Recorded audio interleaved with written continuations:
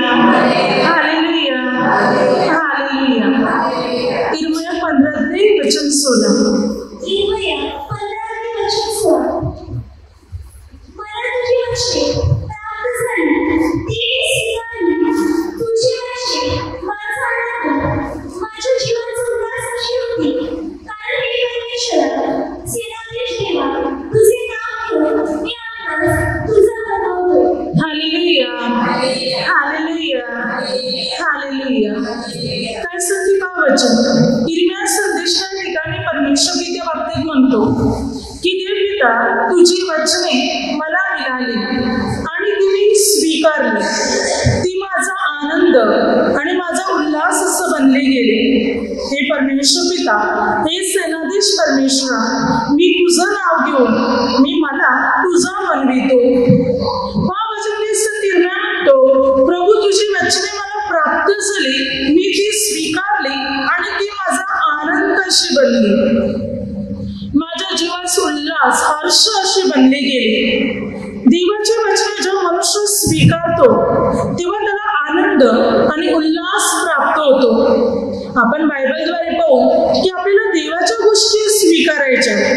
जो देवाच्या गोष्टी स्वीकारतो त्याच्या जीवनात आनंद, शांती, सुख आणि समाधान येणार. परमेश्वर त्याचे मार्ग मोकळे करणार. जो देवाची वचने स्वीकारतो, आपल्या जीवनात उतरवतो, त्याचे आजार, त्याचे विकार सुद्धा बरे होणार.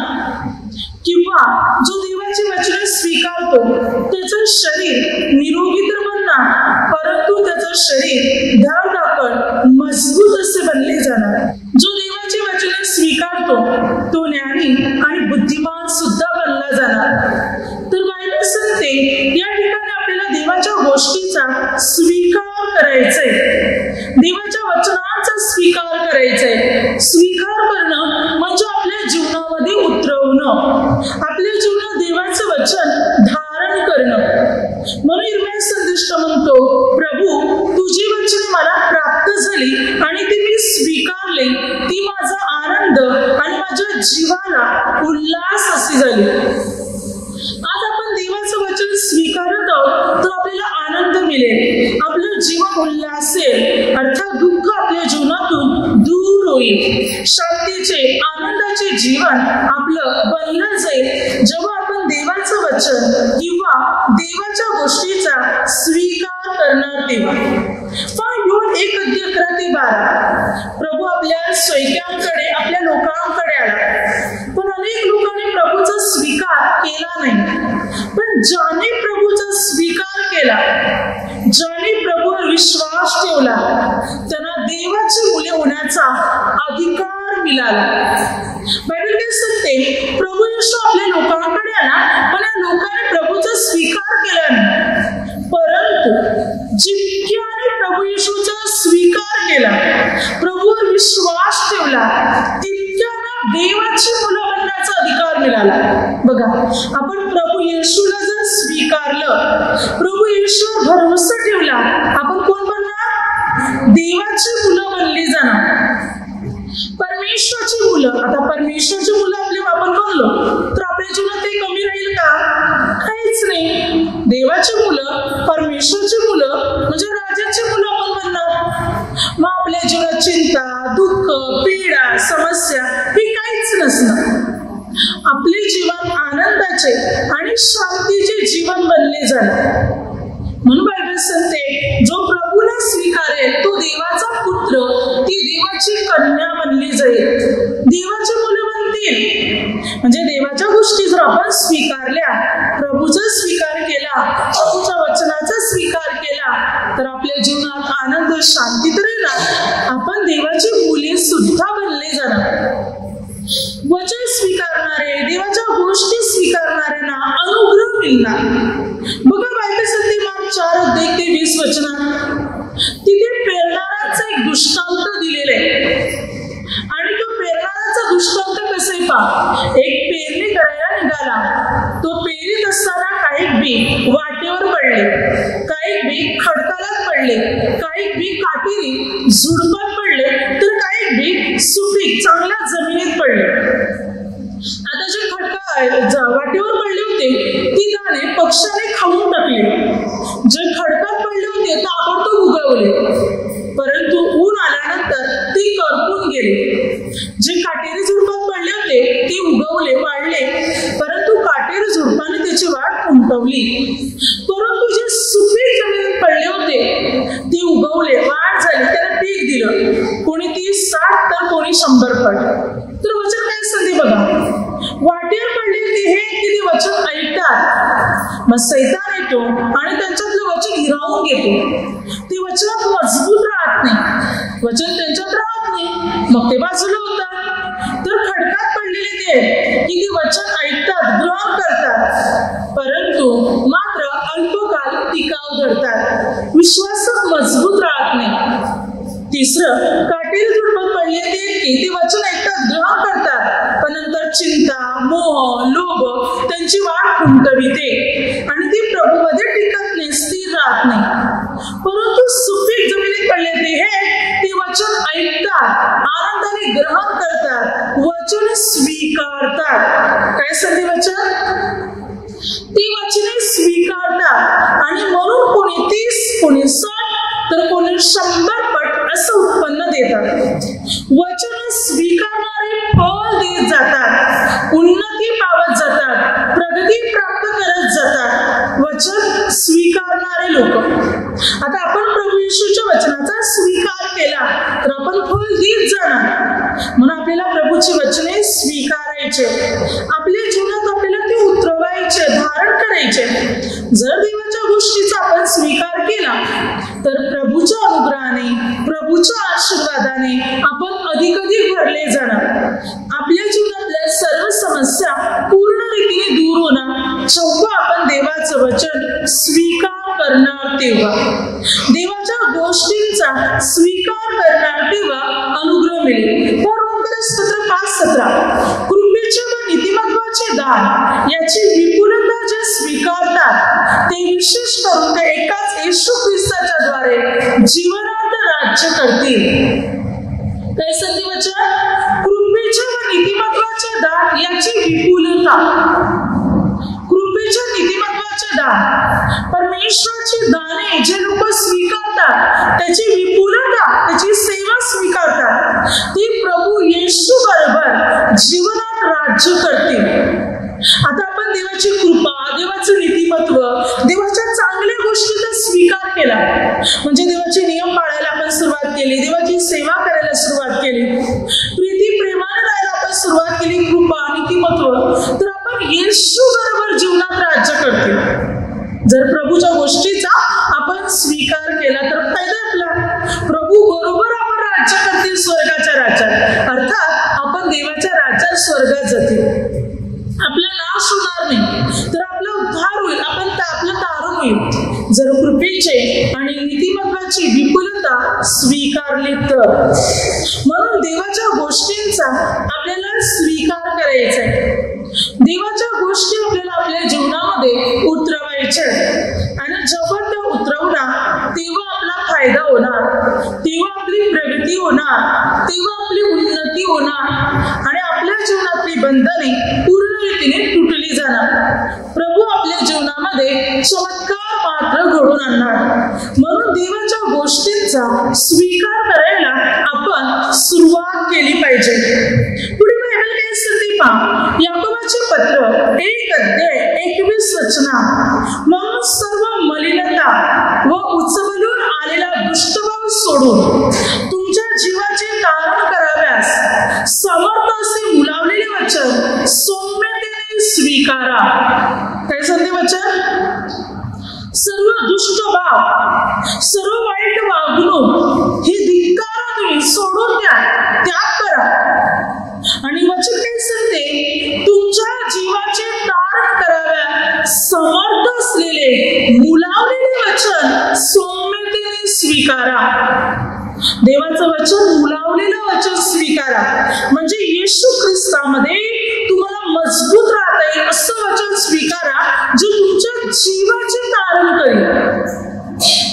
प्रभूचं वचन स्वीकारल्याने आपल्या जीवाचं काय होईल? तारण होईल, उद्धार होईल.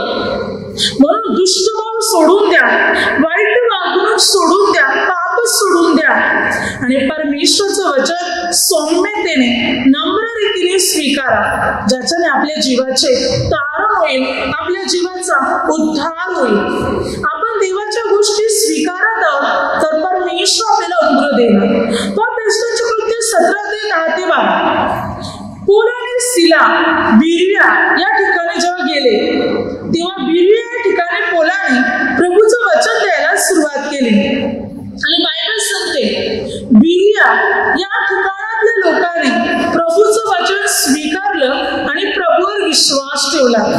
त्याद्वारे बिरिया या लोकांचे, त्या ठिकाणी राहणाऱ्या, नगरात राहणाऱ्या लोकांचे तारण झाले. काय सत्य वचन? पौलाने जेव्हा तिथे प्रभूच्या वचनाचा जेव्हा प्रसार केला तेव्हा बिरिया या ठिकाणातल्या लोकांनी वचन स्वीकारले. त्या नगरातल्या लोकांनी प्रभूचे वचन स्वीकारले, त्या लोकांनी प्रभूवर विश्वास ठेवला आणि बिरिया या ठिकाणातल्या लोकांचा उद्धार झाला. आज आपणही प्रभूचं वचन स्वीकारणार, प्रभूवर विश्वास ठेवणार तर प्रभू आपल्या जीवनात कार्य करणार. वचन स्वीकारणाऱ्या व्यक्तीला प्रभू अनुग्रह देणार. योहान 4:45 गलती कराने त्याचा म्हणजे प्रभू येशूचा स्वीकार केला. बघा, यहुदी लोक, इस्रायल लोक, या लोकांनी प्रभूला स्वीकारलं नाही, प्रभूचा स्वीकार केला नाही. पण बायबल सांगते की गालिलकराने त्याचा स्वीकार केला. गालिलातले जे लोक होते त्यांनी प्रभू येशूला स्वीकारले आणि म्हणून प्रभू पुन्हा गालिलातील काना येथे पुन्हा प्रभू गेले. कारण गालिलातील काना या ठिकाणी प्रभूने अगोदर पाण्याचा द्राक्षरस केला होता, योहान 2 म्हणून त्या लोकांनी प्रभूचा स्वीकार केला. म्हणून प्रभू परत त्या ठिकाणी गेले, गालिलात काना या ठिकाणी. आणि तिथे जाऊन प्रभूने, राजाचा एक अंमलदार होता, त्याचा मुलगा आजारी पडला होता, मरणास टिकला होता. त्याने प्रभूकडे विनंती केली आणि प्रभूने म्हटलं की मात्र जा, तुमचा मुलगा वाचलाय. या वचनावर या अंमलदाराने विश्वास ठेवला आणि खरोखर त्या अंमलदाराचा मुलगा त्याच क्षणाला, त्याच घटनेस दुपारी 1 वाजता ज्या वेळेला प्रभू बोलले त्याच वेळेला त्याचा मुलगा बरा झाला. हा बाप घरी पोहोचला पण नाही, त्याच्या अगोदर मुलगा बरा झाला आणि चाकर येऊन, मात्र घरची माणसे येऊन अंमलदाराला म्हणतात तुमचा मुलगा वाचला आहे. तर तिकडे चमत्कार घडायला सुरुवात झाली. का? कारण त्या लोकांनी प्रभूला स्वीकारले होते, प्रभूचा स्वीकार केला होता आणि म्हणून तिथे काना येथे एक चमत्कार पण तिथे झाला. म्हणजे लग्नामध्ये पाण्याचा द्राक्षरस, पुढे अंमलदाराचा मुलगा आजारी पडला होता, मरणास टिकला होता, तोही बरा झाला. कारण त्या लोकांनी प्रभूला स्वीकारले होते. म्हणून अशक्य गोष्टी तिकडे शक्य व्हायला सुरुवात झाल्या, तिकडे चमत्कार घडायला सुरुवात झाली, कारण त्यांनी प्रभूला स्वीकारले होते. आज आपणही प्रभूचा स्वीकार करणार तर प्रभू आपल्या जीवनामध्ये चमत्कार घडवणार, आपली बंधने तोडणार, अडथळे, समस्या, आजार, निराशा सर्व प्रभू दूर करणार. प्रथम प्रभू येशूचा स्वीकार करायला सुरुवात करा. प्रभूचं वचन पूर्ण रीतीने आत्मसात करायला सुरुवात करा. तर प्रभू येशू आपला उद्धार करणार, आपलं तारण करणार, आपली बंधने तोडणार आणि आपल्या समस्या दूर करणार. तेसलोनिकरांस पहिले पत्र 2:13 जे वचन तुम्ही स्वीकारले ते तुम्हामध्ये कार्य करीत आहे. काय सांगते वचन? जे वचन तुम्ही स्वीकारले ते तुमच्यामध्ये कार्य करत आहे.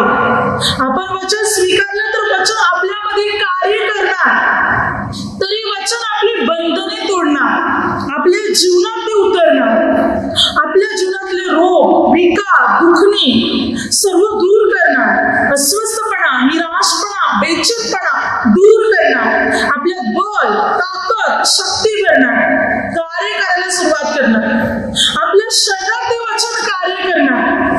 जर आपण वचन स्वीकारलं, बायबल सांगते जे वचन तुम्ही स्वीकारले ते आता तुमच्यामध्ये कार्य करत आहे. ताबडतोब आपल्यामध्ये वचन कार्य करायला, आपली उन्नती करायला सुरुवात करणार. म्हणून देवाचं वचन आज आपल्याला स्वीकारायचंय. या वचनाचा स्वीकार आज आपल्याला आपल्या जीवनामध्ये करायचंय. आणि जेव्हा आपण ते स्वीकारणार, परमेश्वर आपल्याला अनुग्रह देणार, परमेश्वर आपल्याला आशीर्वादित करणार आणि परमेश्वर आपली बंधने पूर्ण रीतीने तोडून टाकणार. आपल्या समस्येतून, आपल्या संकटातून मात्र परमेश्वर आपल्याला मुक्त करणार. म्हणून देवाचं वचन आपण स्वीकारण्याचा प्रयत्न केला पाहिजे.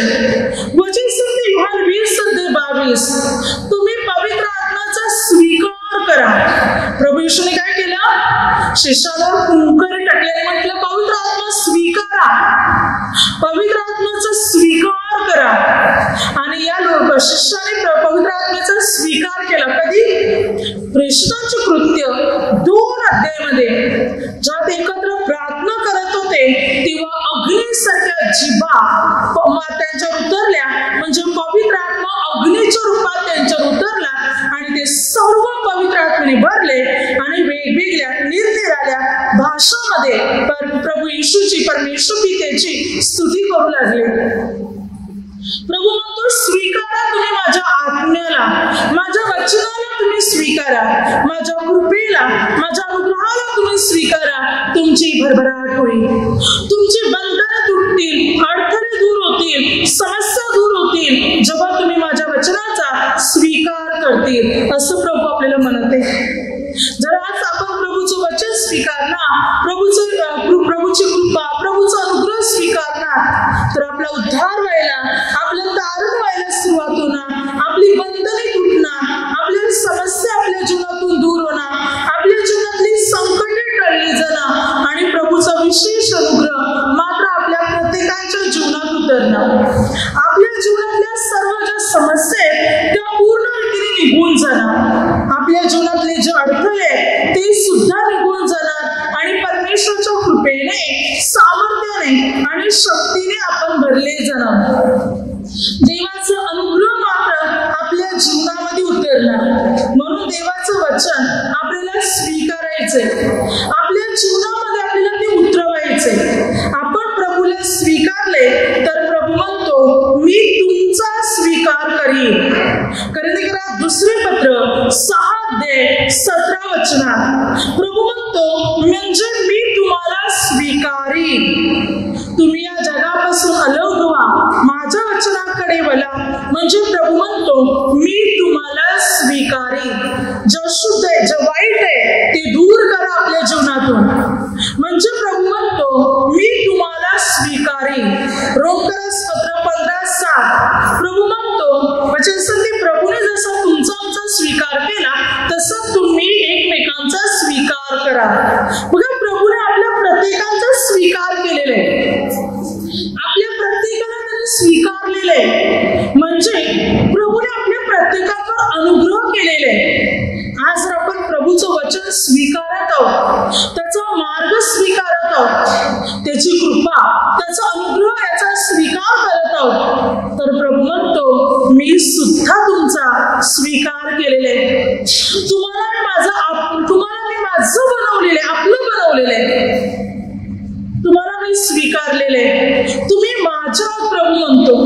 म्हणून आज आपल्याला प्रभूचं वचन स्वीकारायचंय, ते ग्रहण करायचंय, आपल्या जीवनात आपल्याला उतरवायचंय.